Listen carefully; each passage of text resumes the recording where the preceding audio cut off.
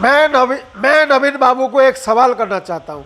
अगर आपको सत्ता की भोग नहीं है, निस्वार्थ सेवा कर रहे हैं उड़ीसा वासियों के लिए, तो इतना उम्र हो चुका है, आप काम करने के मतलब लायक नहीं है, दूसरों के बिना सहारे कुछ कर नहीं पा रहे हैं, तो क्यों सिंहासन में बैठे हैं भाई? आपको तो संन्यास ले लेना चाहिए। अगर निस्वार्थ कर रहे हैं, लोभ नहीं है, सत्ता की भोग नहीं है, तो क्यों बैठे हैं? आप खुद समझिए और लोगों को समझाइए।